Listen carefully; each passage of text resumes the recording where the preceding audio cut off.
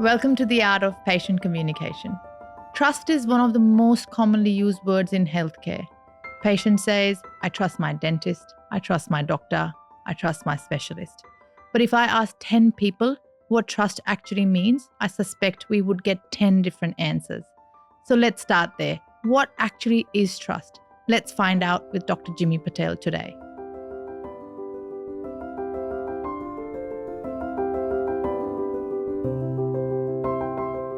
Today, I want to talk about your recent trip to the osteopath and how we got to that with your shoulder pain. I was speaking to one of our team members and just talking about life in general anyway. And then we ended up talking about your shoulder pain. And she goes, all of a sudden, she's coming out of her skin and she's telling me that how much you should go and see this osteopath and book Jimmy with her. And in that moment, like in her eyes, I could feel the trust that she had in the osteopath. Okay. And she explained me her whole appointment and even went on to explain me what will you feel in the appointment and what will happen after the appointment. And I was so convinced. Literally, I turned around, straight into my office. I made the appointment for you, right? Yeah. And I think that has really made me think, like, what is trust? Like, what is it? We can't feel it. You can't touch it. Yep. And something else happened with me on Monday. On Sunday we went to camping, and I experienced the Philips air fryer. Oh, yeah, I know we did. And then I said to you that I'm going to buy one. Buy one, yeah. So on Monday, I didn't tell you about this, but on Monday I went to Harvey Norman. I got ready, went to Harvey Norman. I thought you were working. No, I went there and I was like dead set that I was going to go in, buy myself a really nice air fryer and then bring it home and get the dinner ready in that. Anyway, so I went to Harvey Norman and the one I wanted was a dual one. As you said, you buy a good one. So I thought I'll buy a good one. So I wanted a dual one. Anyway, the lady who came to help me, she was so good. Like, she was telling me all about the air fryer. And then just that connection, I just felt that connection with her. And she was like, oh, like the one you want, I don't have it in stock. And that, like, my dream just kept crashing down because I wanted to make the dinner in the air fryer that night. And I was like, for a split second, I was like, oh, I'll go to next door Better Electrical and buy another one. But I just couldn't go. Yeah. And then she's like, do you want to pay? I said, yeah. And one thing led to the other. She said, yep, this is what you like. Let's do the payment. I paid. And then she's like, and then she said, it will take 2 weeks for it to come. And I was like, oh, okay. But I still walked out happy. Yep. And I just never regretted that decision because I just felt something, which was trust, that she would recommend me the right one. She means well, she's used one or whatever. So I think my question is, what is trust? How do you define it? It's a really interesting question. Hard one to answer straight away because as you said, that it is something that you cannot touch, feel. It's not tangible. It's just something that comes from within. Yeah. So for me, I think trust is that the person, it's not outcome based for me, where I'm not hoping that I'm going to get a specific outcome out of the process. It's more about when I'm trusting someone, when I'm in a position where I'm giving or putting my trust into something, it's more process based.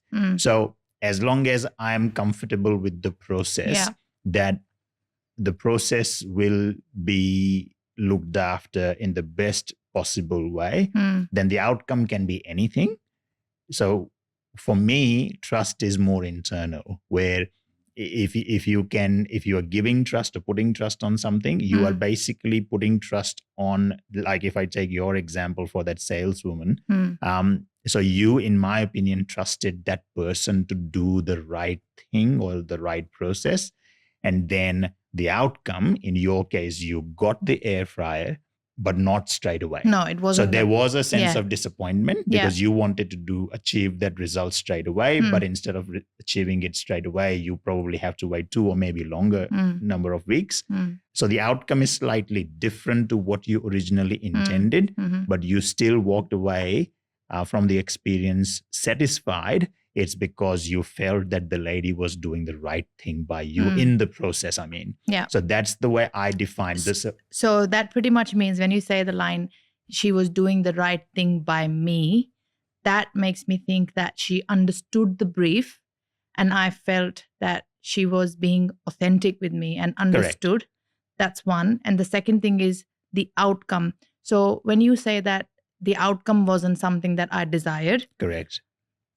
Which means that even if the outcome is not positive, the trust can still be built. It can be established and built, and you can feel more connected with the person because, again, to me, like in any most life scenarios, and especially in our sort of profession, you cannot promise the outcome every single time. No. It's about you can only promise the process adherence, where you're going to say or promise that, okay, I'll stick to the plan and then the outcome can be anything. So that to me is a trust that, okay, someone actually is trusting the process. And that trust, again, I don't know if I'm answering your question, whether the definition of trust is what's the definition. I don't know. It's I guess it's a comfort. It's a comfort. At Absolutely. the end of the day, and it's I think a comfort, what you were saying, Jimmy, is that once you know who to go to, what we get that from a degree. This person is qualified to do X. In our case, or professionals, or professional, right? Like I know I'll get air fryer at Harvey Norman, like not Bunnings or somewhere So even else. before you got to the lady, you trusted the brand. Yeah, Harvey so that's Norman, where you start. Okay, So that's where I'll get it. There are many layers to it. Yeah, yes. exactly. It's the layers. It's like the trust is developed in bits. Correct. In small little bits. And I think so what I was saying was, so that the degree comes from, the degree gives them the competence that this person knows. Yep. And then the second point that you are raising is that intent. They have to feel comfort in your intent, that what you are proposing means well for them. Correct. Yeah? Yes. And then what if something goes wrong, even then they have the trust in you that you will manage it. So you are just expanding. Yeah. So exactly. Originally, I answered the question in the sense of if I'm putting my trust into something or someone, right? Yeah. So if we flip the scenario and if we take it from our point of view, that, okay, if I want someone to trust me, where I'm the receiver or I'm the seeker of the trust, that, okay, trust me for what I'm telling you, right? So in that case, the trust is completely internal. So what I'm asking for in that case is that, okay, do I trust myself to provide them the right advice? Do I trust myself that once the advice is given, can I execute the process, and do I trust my competency? Yep. Okay. And then the confidence. So in that scenario, trust is internal. So if I trust myself to be the person who is going to be able to deliver the care, then automatically my trust in myself is going to be enough for them to trust me that I'll do the right thing. So it comes a little bit from the confidence layer as well. Correct. Yeah, having confidence in your skills and yourself. And it's and I trust myself that, okay, I'm not going to be distracted by my personal sort of preference or my personal intentions, or let's say sometimes if you talk about this sales lady, if at any point in time, if you felt that, okay, she's driven by, let's just say, commission or something, then again, straight away, it breaks down very quickly because you cannot trust her. So same if I apply it to ourselves, that okay, if I cannot trust myself to do the right thing and provide the right advice to my client, then straight away it's going to act as a negative impact on the trust building. It's not going to look authentic. It's not going to look authentic. Yes. So it's more internal in that sense. Yeah. So you project that confidence and that intent. Yes. And from the place where you are coming from. Correct. Yeah. Correct. Okay. So if I was to break it down, like in terms of communication, right? How do you then project trust when you are communicating with the patient, like one by one, if I was to break it down? So the medium in which the communication has to stay is transparency and honesty. Like if we take the example of the patient or clinician. Like in health, I meant in the healthcare. In healthcare. Yeah, that's right. I think as a clinician, we need to feel comfortable in what we know and what we don't know. We need to feel comfortable in our competencies. And not always you are going to be good at everything. So especially working in rural areas, you and I know very well that so many times in early part of our career, patients would just simply say that, I trust you, do this. Even after you have clearly explained it to them that you haven't done this many times, right? You're my first or second patient. You're my first or second patient, or I've only had a training and I haven't really done many of these, right? Yeah. So what are they essentially telling you? Even though you have been very clear that, you haven't done this many times and they say, no, I trust you, just do it. Essentially, they are, again, appreciating your honesty and transparency. So that's the foundation of the communication, that you are being super clear and humble about what you know and what you don't know, right? And what you've done and what you haven't done enough number of what times. You haven't done. Yeah. And then it's all about keeping them in the center of the communication, that, okay, you are on their side, not on our side. Yeah. And I think that would come from, Jimmy, from listening to the patient's brief. Correct. Right? Yeah. Like what they actually want, what's their budget, what's their primary concern. Yeah. And not letting any other factors of decision-making process impact your judgment. That, okay, if this is what you need to deliver, then you say it that way, rather than trying to manipulate the patient in any different way so that they listen to what your agendas are. So essentially it's the honesty piece. Yeah. So 100%. if you do not let any of your personal opinions impact your choice of words or your advice, straight away that's going to be well received by the patient. So it's keeping yourself separate from what you're saying. That's right. Like not all the time we deliver good news, do we? No. And there are some scenarios where we think that it's not going to end well. It's not going to end well. Yeah. Or where the patient has presented you, they are not it's not looking very optimistic, the Correct. Scenario, and it is bad news. Yeah. But we have to deliver it. Yes. To them. Yes. In the most authentic way. Yes. Like obviously, Jimmy, like in our experience, we have come across some scenarios which are not positive, and we have attempted something and it hasn't gone down well, right? So how do you see that in those scenarios you have actually lost the built trust with the patient, or do you have any other opposite scenario where you feel like it went wrong, like I had the trust, something went wrong, and then the trust has actually skyrocketed because yes. So how you dealt with it? In most things in life, where if you're faced with adverse sort of scenario, Situation. and if you really dig deep into it, then you can come out even better than before. So most of the time when there is some complaint where patient was not satisfied with what we did, I think we've discussed in past podcasts where we've talked about acknowledgement, where, okay, if something didn't work out, you got to acknowledge that honestly to the patient. And the moment you do that, that opens up the channel of communication where patient becomes more receptive and they start listening to what you have to say.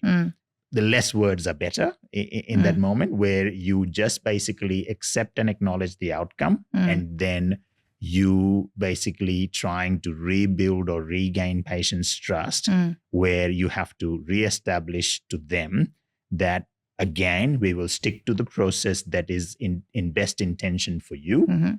Again, you cannot guarantee the outcomes because you don't know what the outcomes are going to be, but we will stick to the process, and then wherever it takes us, it's going to be better than where we are right now. And the moment you are able to communicate that to the patient, that you are working in their best interests, that trust can build.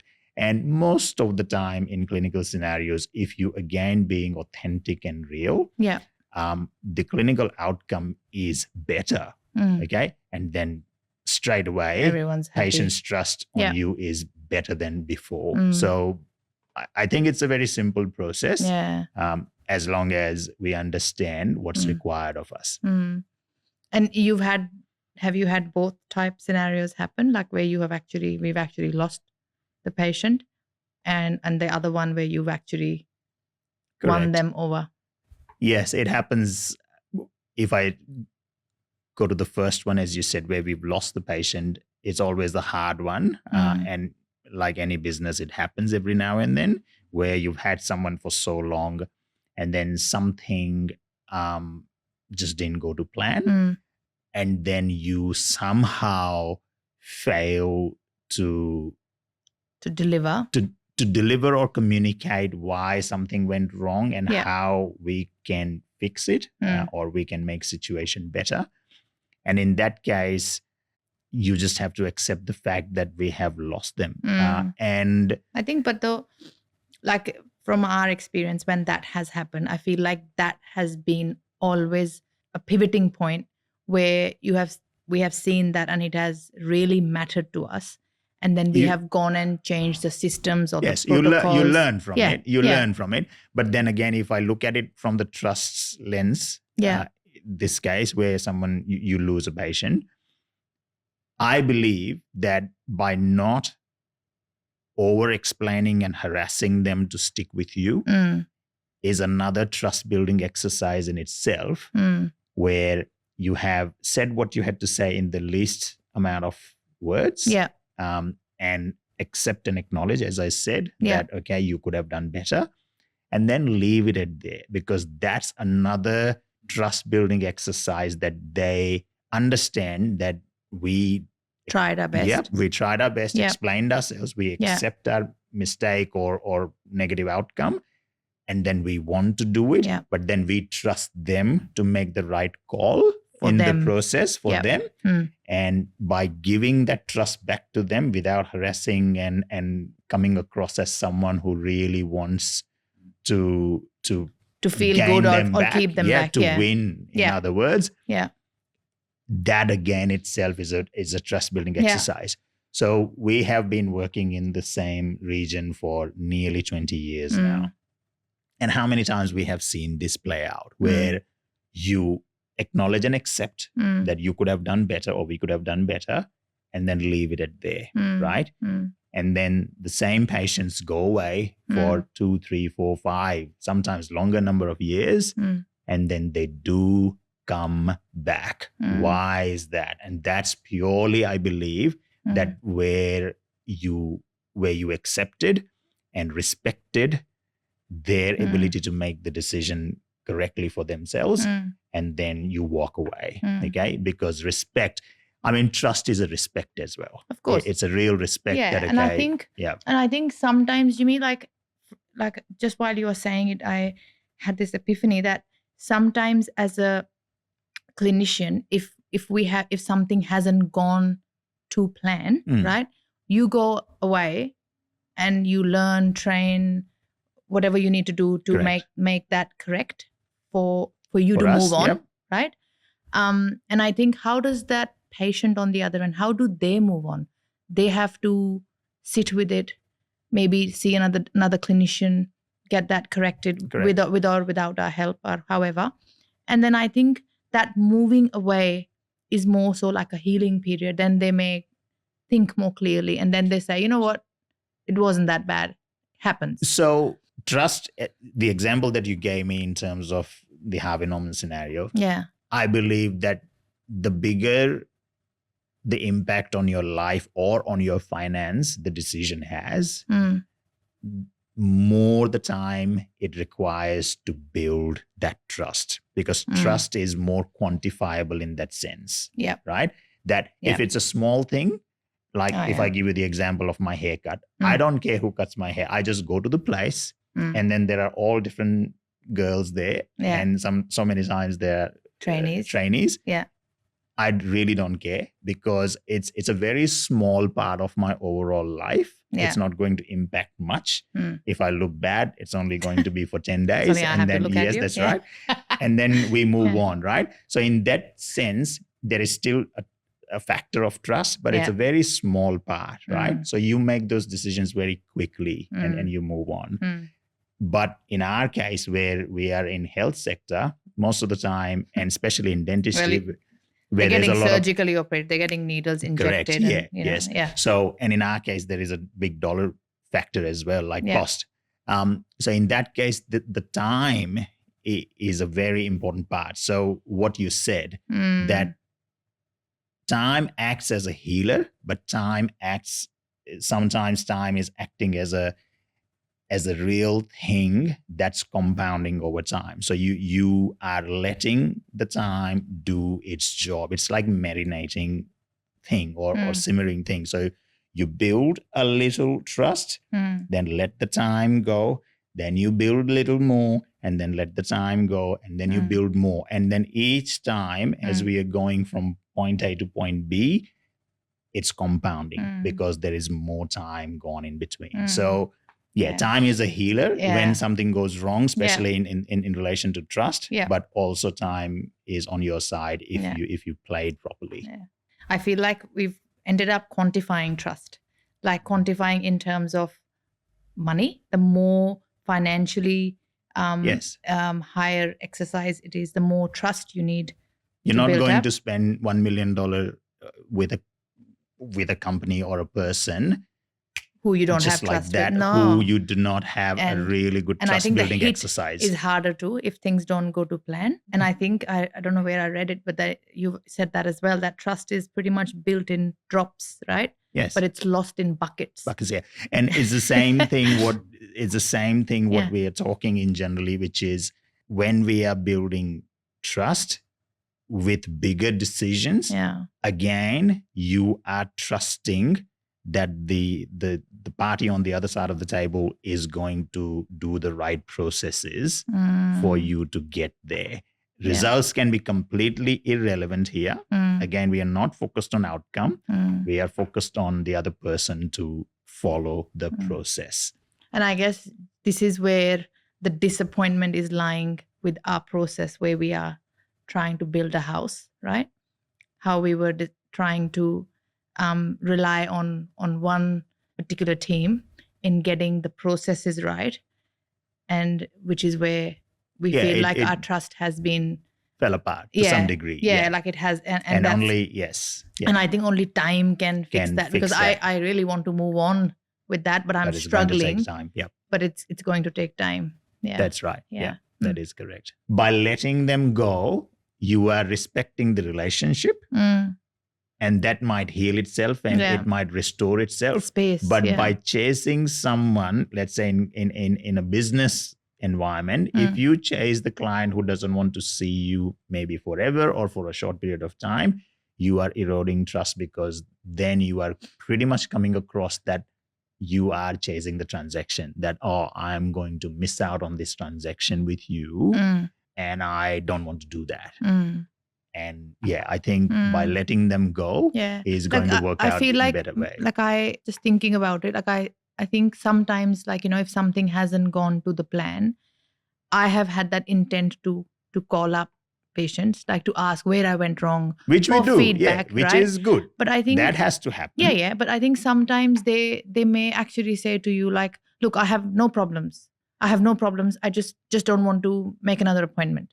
Right? Yes. And I think in that dialogue, they're pretty much saying that, look, I just need time to think, right? Correct. There's a lot happened, and I just want you to step away. And I think that's the respect you are talking about. Like there you has step to be away the respect. and you give them space. Yes. Yeah. And I think those conversations are very hard, especially if you are the business owner or if you are the clinician who has provided the service, and then the patient is saying that they either need more time to think about before they come and see you, or they are going to take a break. It is super hard digesting that. And I haven't met any human being who can take that very easily. No. So it impacts everyone. Of course. Okay. Of course. So it is going to give you that negative feeling. But over the years, I have learned how to tell myself or ask myself a question that, okay, did you do everything in your capacity to serve this client or patient the best way you could, right? And if the answer is yes, then you have to settle with that. That, okay, you have done your best, and the outcome is not in your hand. Yeah.